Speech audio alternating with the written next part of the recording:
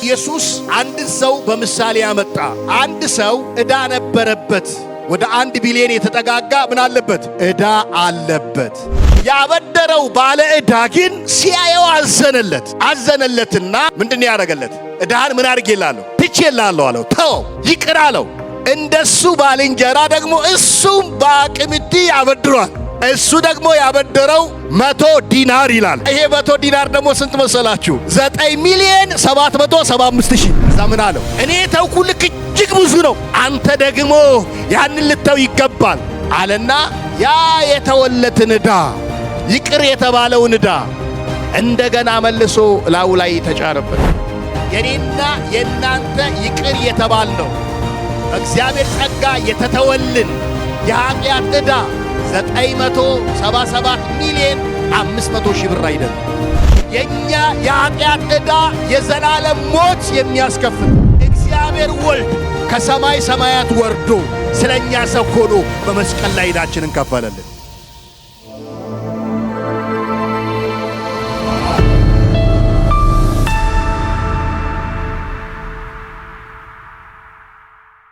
በማቴዎስ ወንጌል ምዕራፍ 18 ቄስ ሚኒሊክ በደንብ አድርጎ ስላነበበው እንደው ደግሜ ባላነበውም አንብበነዋል። ክፍሉ ተነቧል። በዚህ ክፍል ላይ የምናገኘው አንድ ታሪክ ማቴዎስ ወንጌል ምዕራፍ 18 አትሰናከል አታሰናክልም የሚል ትልቅ መልእክት ይወጣዋል። ከቁጥር 1 ጀምሮ ስለ እግዚአብሔር መንግሥት ጌታችን ኢየሱስ ክርስቶስ ሲናገር ምሳሌ ያደረገው ሕፃናትን ነው። በዚህ በምድራዊ በሰው ዓለም ውስጥ ትልቁ ችግር ይሄ የመብለጥ የበላይ የመሆን ችግር አለና ራሱን ያዋርድ እንደ ሕፃን ይሁን የሚልን ምሳሌ ይሰጣል። የእግዚአብሔርን መንግሥት እንደ ሕፃናት ያሉ እንደሚያገኟት ጌታ ኢየሱስ ክርስቶስ በምሳሌ ክፍሉን ሲጀምር ብዙ ጊዜ ይህንን ሕፃን የሚጠቅሰውን አንዳንድ ሰዎች ሕፃናት ንጹሃን ምንም ኃጢአት የሌለባቸው አድርገው ይሰብኩታል። እንደዛ ግን አይደለም ኢየሱስ ያቀረበው። ሕፃን ኃጢአተኛ አይደለም ብሎ ማሳመንም አይቻልም። የእናቱን ጡት የሚነክሰውን ሕፃን ምን ትሉታላችሁ? የሚበሳጨውን ሕፃን እና እናቱን ገና አፍ ሳይፈታ የሚያስለቅሰው ሕፃን ያኮ ጽድቅ አይደለም። እሱ ሳይሆን ኢየሱስ ክርስቶስ ሕፃናትን ምሳሌ ያደረገበት ምክንያት ሕፃናት ወላጆቻቸው ለነሱ ሁሉን ቻይ ናቸው። ምንም የሚያቅታቸው ነገር የለም። በወላጆቻቸው ሲደገፉ 100% ነው። ከፍ እያሉ ሲያድጉ ነፍስ አወቅን ሲሉ ነው ከወላጆቻቸው ከመደገፍ ወጣ ብለው በራሳቸው መቆም የሚፈልጉት። ስለዚህ እንደ ሕፃናት በእግዚአብሔር ላይ ሙሉ በሙሉ ራሱን የተጣለና የተደገፈ ነው የእግዚአብሔር መንግሥት ወራሽ የሚሆነው የሚለው መልእክት ለማሳየት ስለ ፍጹም መታመን ስለ እምነት ኢየሱስ ክርስቶስ በምሳሌ ሲያስተምር ነው። እና ይሄ ክፍል እየተንደረደረ ይሄድና ልክ አሁን እንደተነበበው ቁጥር 23 ጀምሮ ስለ ይቅርታ ስለ ምህረት ማድረግ ነው የዛሬው የመልእክቱ ክፍል አጀንዳዎቻችን የሚናገሩት ርዕስ። ይሄ የመልእክት ክፍል አንዳንድ ጊዜ በቤተ ክርስቲያናችን ውስጥ ሲሰበክ ሲነበብ አንዳንድ ሰዎች እንደ ልማድ ያደርጉታል እና ይሄ ከጥንት ቤተ ክርስቲያን ጀምሮ በብሉይ ኪዳንም ዘመን ለረጅም ሰዓታት ተቆሞ የእግዚአብሔር ቃል ይነበባል። የእግዚአብሔር ስም ለዘላለም የተባረከ ይሁን። እና የሚነበበው የመጽሐፍ ቅዱስ ክፍል እንደሆነ ደግሞ ልብ ልንል ይገባል። እንግዳና ባዕድ መጽሐፍ አይደለም። የሕይወታችን መመሪያ የሆነው መጽሐፍ ነው። መጽሐፍ ቅዱስ ከየትኛውም ክፍል ለሕይወታችን መልእክት የሌለው ክፍል የለም። ሁሉ ክፍል ለኛ አስደናቂ መልእክት አለው። ኢየሱስ ክርስቶስ ነው ይህንን ታሪክ የሚናገረው። ስለ ይቅርታ ሊያስተምር ኢየሱስ አንድ ሰው በምሳሌ ያመጣ። አንድ ሰው ዕዳ ነበረበት የጌታው። ይሄ ሰው ባሪያ ነው፣ ዕዳ ነበረበት። የነበረበት ዕዳ መጠኑም ተገልጿል። ስንት ነው የነበረበት ዕዳ? ስንት ዲናር ነው ይላል? አልሰማችሁም? ሲነበብ ስንት ዲናር ነው? እሺ እንደገና ደግመን እናንብበው ማለት ነው። ስለዚህ መንግሥተ ሰማያት ባሮቹን ሊቆጣጠር የወደደ ንጉሥ ትመስላለች። መቆጣጠር በጀመረ ጊዜ እልፍ መክሊት ዕዳ ያለበት አንድ ሰው ወደ እርሱ አመጡ። ስንት ዕዳ ያለበት? ስንት? እስቲ እልፍ በሉ እስቲ። ያለበት ዕዳ ስንት ነው? እልፍ ነው። እልፍ ማለት ምን ማለት ነው? እልፍ ሁለት ትርጉም አለው። አንደኛ ሊቆጠር የማይችል ነው። በሌላው አንፃር ደግሞ እልፍ በቁጥር ደግሞ 10,000 ነው። ስለዚህ እልፍ ይህንን 10,000 የሚለውን ከወሰድን 10,000 አንዱን ዲናር ምንድነው ተመኑ? ዝም ብለን ዲናር ብለን ከተናገርን የዲናን ትርጉሙን በእኛ አውድ በእኛ ቋንቋ በሚገባን ካልተረጎም ነው መልእክቱ በደንብ ሊገባን አይችልም። ስለዚህ አንድ ዲናር አሁን በእኛ ኢትዮጵያ ምንዛሪ 4.25 የወርቅ ግራም ነው። ስለዚህ ይሄ ሰው ያለበትን ዕዳ አስቡት። 4.25 የወርቅ ግራምን የውጪ ትልቁ ካራንት ሳይሆን በኢትዮጵያ ወርቅ ሰራውት። ሂሳቡን ስሰራው ስንት ዕዳ እንዳለበት ታውቃላችሁ? የኛው 977 ሚሊዮን 500 ሺህ ብር። ወደ ስንት ተጠጋግቷል? ወደ 1 ቢሊዮን የተጠጋጋ ምን አለበት? ዕዳ አለበት። ከዛ እንግዲህ ሰው ያለውን ንብረቱን በሙሉ ሸጦ ለሚስቴ ሳይል ለልጆቹ ሳይል ያለ ርህራሄ መክፈል ግዴታው ነው። ምክንያቱም ዕዳው ቀላል አይደለም። ከፍተኛ ጭንቀት ውስጥ አለ እና መክፈል ተስኖታል። ያለው አማራጭ በጌታው እግር ላይ ወድቆ ሰግዶ እባክህን ይህንን ዕዳዬን ሰርዝልኝ አላለም። ይህንን ዕዳዬን ተውልኝ አላለም። ያለው ምንድን ነው? እከፍልሃለሁ ግን ምን አድርግልኝ? ታገሰኝ፣ ጊዜ ስጠኝ። እንደምታውቁት የኛ ሀገር መንግስትም ብዙ የተጠራቀመ የተጫነን ዕዳ የዕዳ ማራዘም ድርድር ያደርጋል ካበደሩት አካላት ጋር። ይሄ ሰውዬም ጊዜ ስጠኝ ብሎ ነው የለመነው። ያበደረው ባለ ዕዳ ግን ሲያየው አዘነለትና በቃ ጊዜ ሰጥቻለሁ፣ ይሄን ዓመት ያክል ጨምሬልሃለሁ፣ በርታና ክፈል አይደለም ያለው። ምንድነው ያደረገለት? ዕዳህን ምን አድርጌልሃለሁ? ትቼልሃለሁ አለው። ተው፣ ይቅር አለው። ስንት ብር ተወለት? 977 ሚሊዮን 500 ሺህ። ወደ ቢሊዮን ወደ 1 ቢሊዮን የተጠጋጋ ዕዳ ተወለት። ከዛ ደስ እያለው ሲመለስ እንደሱ ባልንጀራ ደግሞ እሱም በአቅምቲ ያበድሯል። የ977 ሚሊዮን የ500 ሺህ ባለዕዳ ነው። እሱ ደግሞ ያበደረው ዕዳ ነበረ 100 ዲናር ይላል። ይህንንም 100 ዲናር በእኛ ሂሳብ ሰራሁት። በእኛ ሀገር ወርቅ አንዱን ግራም በ23,000 ብር። የኢትዮጵያ ወርቅ አሁን 23,000 ብር ነው መርካቶ ላይ አንዱ ግራም። ሰሞኑን ሊጨምር ይችላል። ነጋዴ ስላልሆንኩ 10 እየደወልኩ አልተከታተልኩኝም። ከዛ ይሄ 100 ዲናር ደግሞ ስንት መሰላችሁ? 9 ሚሊዮን 775 ሺህ 977 ሚሊዮን 500 ሺህ ዕዳ ያለበት ሰው፣ እሱም ያበደረው ደግሞ ሰው ጋር ስንት አለው? 9 ሚሊዮን 775 ሺህ ዕዳ አለበት። አሁን ይሄ ዕዳው ይሄኛው ቢከፈልለት እንኳን እሱ ካለበት ዕዳ አንጻር ላይ ሰውየው ዜሮ ነው፣ አይመጣጠንም። ምንም ያበደረው ያለ ይመስላል እንጂ ምንም የለውም። ኔጌቲቭ ውስጥ ነው። ልክ የሱ ዕዳ ሲተውለት ትዝ አለው። አሁን ዕዳ የለበትም፣ እጁ ባዶ ነው። ግን ሰው ጋር 9 ሚሊዮን 775 ሺህ ብር አለው። ብዙ ወደ ቢሊዮን የሚጠጋ ሚሊዮነር ተሰርዞልኛል፣ ዕዳዬ ይቅር ተብሎልኛል። አሃ አሁንም ለካ ሚሊዮነር ነኝ አለ። ያዘውና ዕዳዬን ክፈለኝ ብሎ አነቀው ይላል። ታገሰኝ እያለ ቢለምነው እከፍልሃለሁ ያለብኝን በሙሉ እከፍልሃለሁ ብሎ ቢለምነው እሱ ሰግዶ ለምኖ ተትቶለታል።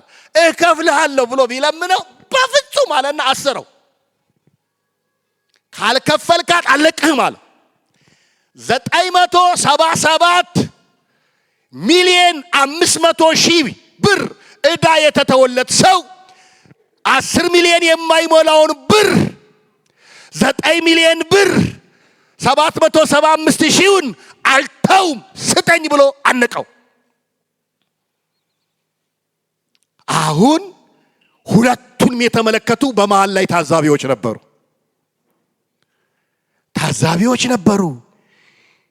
ይቅር ሲባልም ታዛቢዎች ነበሩ፣ አንቆ ሲያስከፍልም ታዛቢዎች ነበሩ።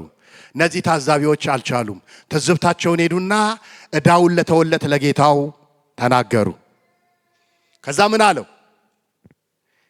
እኔ የተውኩልህ እና አንተ ደግሞ አልተውክ ያልከው እኔ የተውኩልህ እጅግ ብዙ ነው፣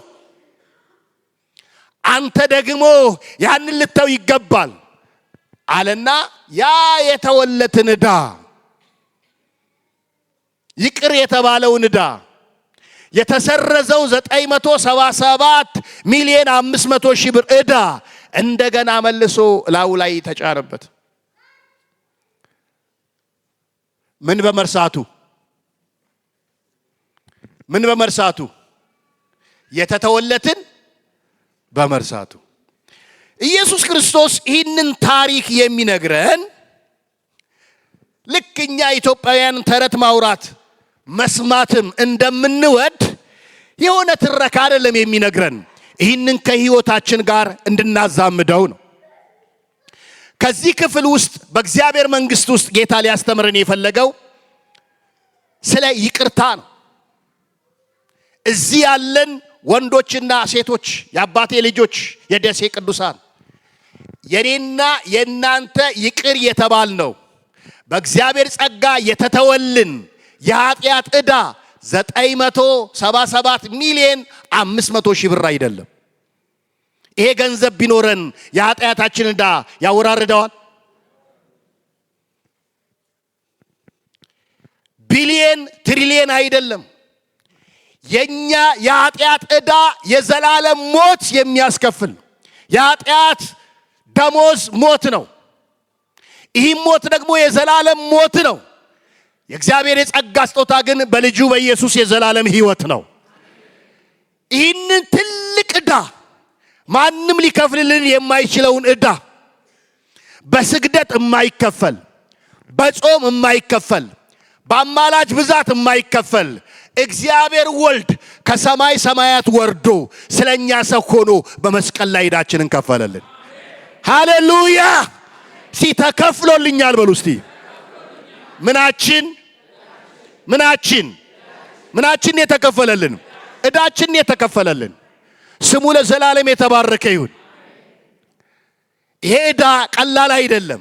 ሁሉ በሁሉ እሱ ሆኖ ነው የኛን ዕዳ የከፈለው። ስለዚህ እኛ ስናስታውስ ለኃጢአታችን፣ እኛ ስናስታውስ ስለበደላችን ከአይምሮአችን በላይ ነው። እኛ የበደልነውን በደላችንን እሱ ይቅር ብሎናል። እኛ ብቻ አይደለም እግዚአብሔርን የበደልነው፣ ለካ እኛንም የኛ ብጤዎች በድለውናል። እኛ በድለን ነበር፣ እኛም ተበድለናል። በዳይ ተበዳይ ነው እዚህ ያለው። የበደልነው ይቅር ተብለናል። እላይ የሰማዩ አባት ይቅር ብሎናል። ግን እኛን የበደሉ ሰዎች ደግሞ አሉ። እኛን ውስጣችን የምናብሰለስል፣ አይምሮአችን የሚረብሽ፣ ትዝ የሚለን የሚያውከን እኛም ላይ የተደረገ በደላል።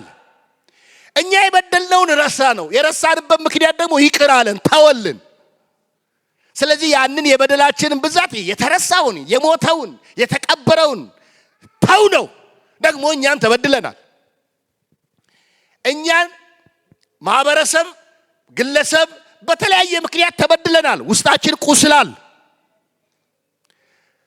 እኛ ግን ያቆሰልነውን በቁስሉ ኃጢአታችንን ሽሮልናል። ደግሞ እኛም ተበድለናል። ግን የኛ 100 ዲናር ነው። እልፉ ነው ይቅር የተባለልን። ከዚህ ታሪክ ለህይወታችን ምንድነው የምንማረው? ስለ ይቅርታ ስናስብ አንድ ነገር አለ። ይቅርታ ውስጥ ይቅር ማለት ይቅርታ መጠየቅ ብዙ ጊዜ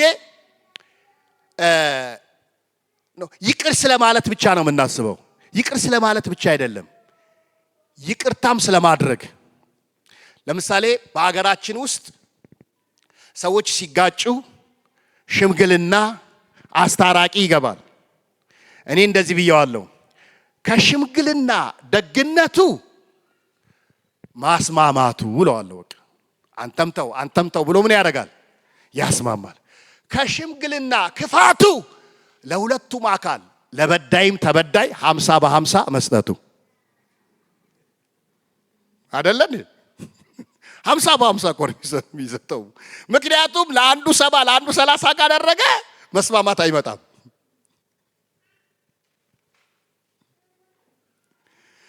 ከሸምጋይ ደግሞ ጭንቀቱ ጥቂት ቆይቶ ባስታረኩ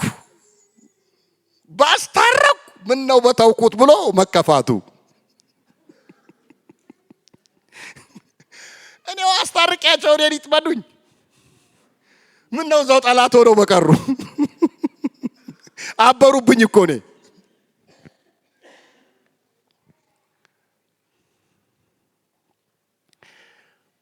ወደዚህ እርቅ ውስጥ ስንመጣ ይቅርታ በጣም ወሳኝ ነው። ይቅር እሷንማ ይቅር ከምል ሲኦል ልግባ መብትህ ነው። ሲኦል ልግባ ማለት ግን ከሲኦል በፊት ኃይለኛ የራስ ምታት፣ ከፍተኛ የጨጓራ በሽታ፣ የአጥንት ስብራት መሳሳት፣ ከፍተኛ የቫይታሚን ዲ እጥረት እስከ ካንሰር ድረስ የሚደርስ በሽታ ከሲኦል በፊት ይጎበኛል። እዚሁ እነዚህ ሁሉ በሽታዎች የሚመጡት ይቅር ባለማለት ነው የሚል ድምዳሜ አይደለም ያለኝ። ግን እነዚህ በሽታዎች በእንደዚህ አይነት ምክንያት ይከሰታሉ ነው። ስለዚህ ይሄ በሽታውን የተናገርኩት ያለ ሁሉ ሄዳችሁ ማን ነው ይቅር ያላልከው እያላችሁ ጣት እንድትቆሙ እኔ አላወራውኝም። እሱ የበሽታ ምንጩ ዘርፈ ብዙ ነው። አንድ ምሳሌ ልስጣችሁ። ለምሳሌ ጌታችን ኢየሱስ ክርስቶስ በሁለት ተቃራኒ ካስተማረበት ዮሐንስ ወንጌል ምዕራፍ 5 ላይ አንድ ሽባ የሆነ ሰው እናያለን አይደል? ዮሐንስ ወንጌል ምዕራፍ 9 ላይ ደግሞ እውር ሆኖ የተወለደ እናያለን። እውር ሆኖ ስለተወለደው ሰው እናትና አባቱ ነው ልጁ እናት ማህፀን ውስጥ ነው ብሎ ኃጢአት የሰራው ብሎ ሲጠይቁ ደቀ መዛሙርት እንደዚህ አይነት ትምህርት ስለነበረ ተሳስታችኋል ነው ያላቸው። ችግሩ የልጁም አይደለም የማንም አይደለም የእናትና አባቱም አይደለም። ለምንድን ነው አለ? የእግዚአብሔር ክብር እንዲገለጥበት ነው አለ። ምክንያቱን አላወቁም። ምክንያቱም በማናውቀው ላይ መደምደም አንችልም። አዋቂው ይናገር። ዮሐንስ ወንጌል ምዕራፍ 5 ላይ ግን ሽባ ሆኖ የተፈወሰው ሰው አልጋን ተሸክሞ ሲሄድ ፈሪሳውያን ተቆጥተውበት ነበርና ለምን አልጋን ተሸክመ ትሄዳለህ? ቀኑ እኮ ዛሬ ሰንበት ነው አሉት። እንዴ ያ ሰው ነው እኮ አልጋን ተሸክመ ሄድ ያለኝ የቱ ነው ብሎ ሲፈልግ ሰው ብዙ ነበርና ሊለየው አልቻለም። ከዛ መቅደስ አገኘውና ኢየሱስ በሌላ ጊዜ ከዚህ የባሰ እንዳይደርስብህ ደግመ ኃጢአትን ሲለው ሰውየው መልእክቱ ትዝ አላለውም። የኢየሱስ መልእክት ትቶ ያጣው ሰው የሁላችሁ ማለት ጀመረ። ግን ከሽባነት የሚበልጥ የሚብስ ምንድን ነው? ስለዚህ ሽባነቱ የመጣበት በኃጢአት ውጤት ነው። ስለዚህ ኃጢአት ሽባ አድርጎሃል። ከዚህ የባሰ እንዳይደርስብህ ኃጢአት አትስራ። ከሽባነት የሚብስ ሌላ የበሽታ አይነት አለም ኢየሱስ የጠራ ያለው ከሽባነት የሚብስ የዘላለም ሞት ነው። ከሽባነት ያስነሳው ይቅር ያልኩ የፈወስኩ በእግዚአብሔር መንግስት በንጽህና እንድትኖርበት እንጂ በዚህ ግር ሄደ እንድትጠፋበት አይደለም። እኔ ወደ ጌታ ከመምጣቴ በፊት እዚህ ጋር ትልቅ ጠባሳ አለ። ያ ጠባሳ ካንሰር ነው። ካንሰር መሆኑን አላውቅም፣ በኋላ ነው የገባኝ።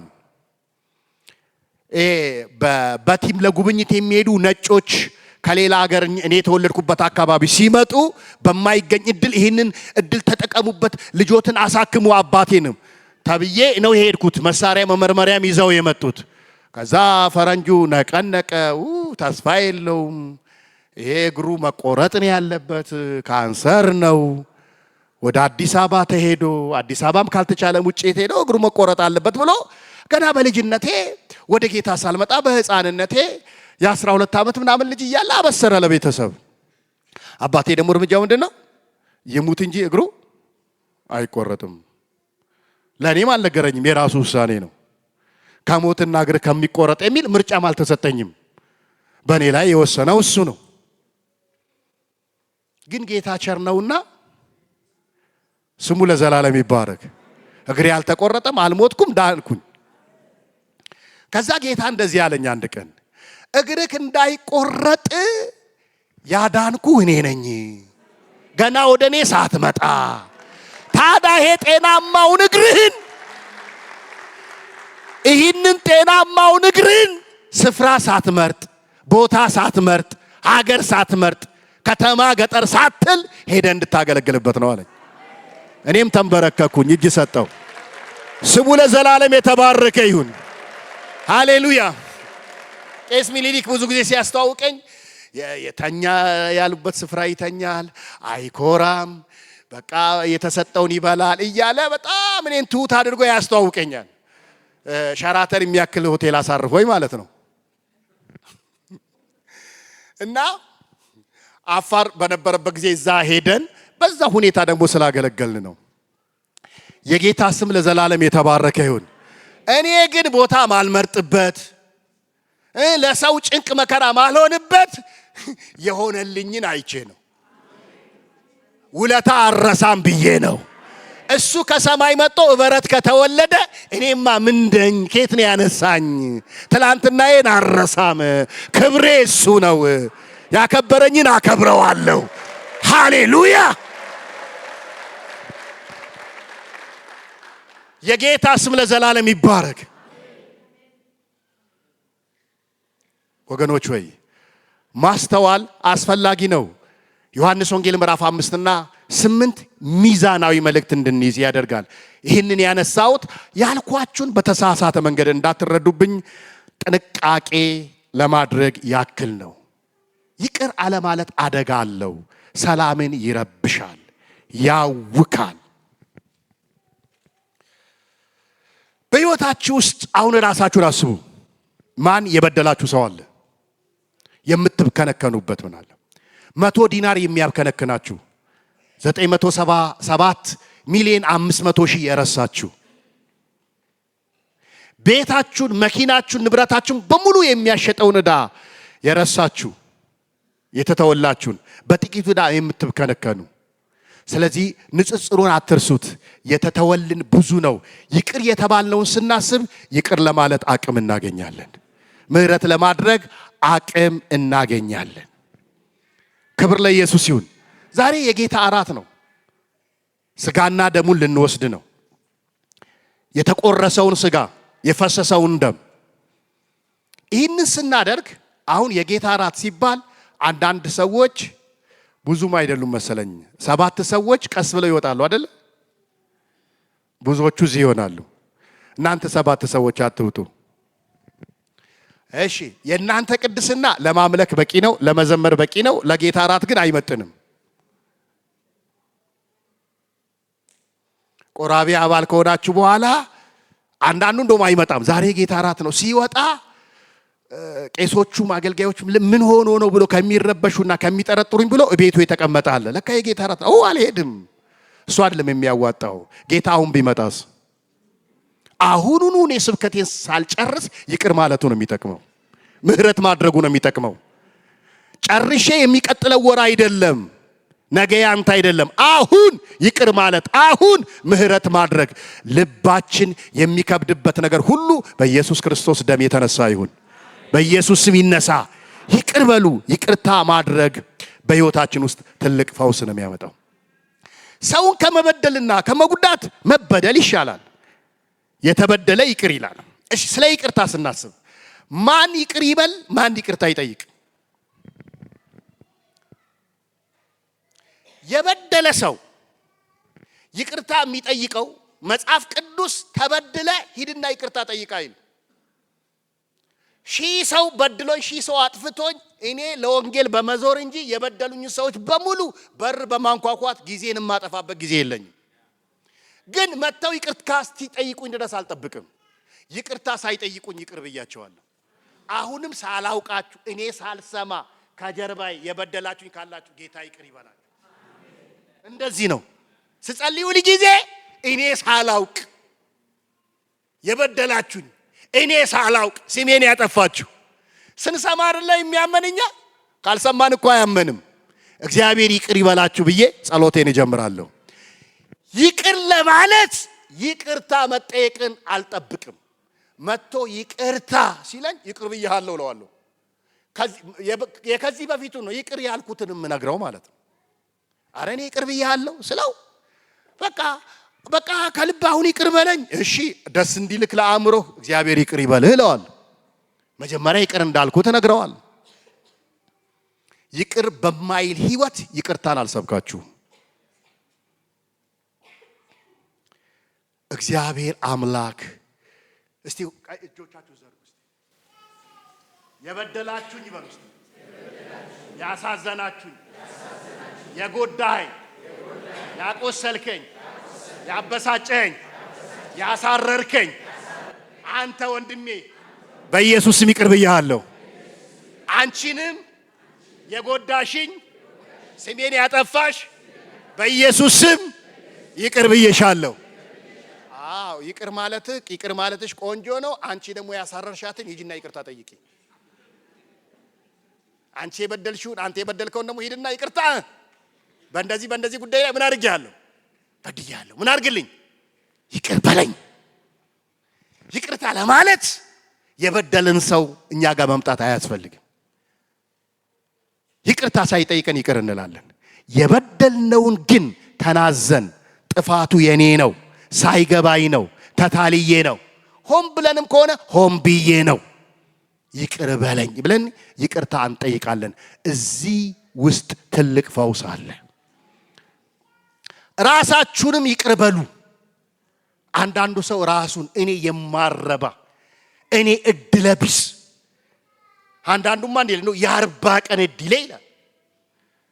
በ40 ቀን የተመደበ እድል የለም። በ80 ቀን እድል የለም። የ120 ቀን እድል የለም። የ120 ቀን እድል የኔ ዘመዶች ናቸው። እስከ 120 ቀን ሰውየው ነፍስ የለውም። ጅብሪል ይመጣና በጭንቅላቱ ፊልበትና ሁሉን ነገር ይወስንለታል። ይሄ መጽሐፍ ቅዱሳዊ ትምህርት አይደለም። ራሳችሁንም አትርገሙ፣ ራሳችሁንም ይቅር በሉ። እስቲ እጆቻችሁን ዘርጉ። ስማችሁን ጥሩ። እስቲ ለራሳችሁ ሁሴን ይቅር ብያለሁ። እስቲ ይቅር በሉት። ራሳችሁን ይቅር በሉት። ክብር ለኢየሱስ ይሁን። እኛ ይቅር የተባልን ሰዎች ነን። ራሳችንን ይቅርታ እናደርጋለን። ለወንድማችንም ለእህታችንም ይቅርታ እናደርጋለን። በዚህ በክፍል በይቅርታ ውስጥ 3 ወሳኝ ነገሮችን እንማራለን። አንደኛ ምህረትን ተቀብለናል። እስቲ ተቀብያለሁ በሉ። በክርስቶስ ከእግዚአብሔር ምህረትን ተቀብለናል። ሁለተኛ ይቅርታ የክርስትና መሰረት እንደሆነ ይህ ክፍል ያስተምረናል። ዛሬው የወንጌሉን ይቅርታ የክርስትና መሰረት ነው፣ ህይወታችን ነው። ሁለተኛው ሶስተኛው የማይታረቅ ልብ ፍርድን ያመጣል።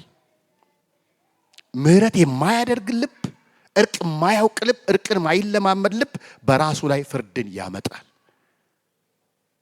ከዚህ ፍርድ ከዚህ አደጋ ጌታ ይጠብቀን። ሁልጊዜ አባታችን ሆይ ስንል በሰማያት የምትኖር አባታችን ሆይ ስምህ ይቀደስ፣ መንግስት ትምጣ፣ ፈቃድህ በሰማይ እንደሆነች እንዲሁም በምድር ትሁን፣ የዕለት እንጀራችንን ዛሬ ስጠን ስንል ቀጥለ ምን እንላለን? አቤት ከዛስ እኛ በልማድ በደላችን ይቅር በለን እኛም ይቅር እንደምንል እዛ ምንድነው ማቴዎስ ላይ የምንለው? እኛ የበደሉንን ይቅር እንደምንል በደላችንን ስንለው ነው ቅደም ተከተሉን የምናዛንፈው። እኛ የበደሉን ይቅር እንደምንል በደላችን ይቅር። በጣም አደገኛ ጸሎት ነው። ይቅር ብያለሁና ይቅር በለኝ ነው። ይቅር ባልኩት ልክ ይቅር በለኝ ነው። ስለዚህ ይቅርታ የሚጠይቅ ይቅር ለማለት ምንም አይነት ስስት ሊኖረው አይገባም።